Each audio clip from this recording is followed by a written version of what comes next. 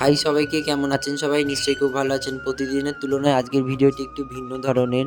দিনটা ছিল ৬ই জুলাই ২০২০ সাল। আমার বুড়া বাবা ইহলোকের মায়া ত্যাগ করে পরলোক গমন করেছিলেন।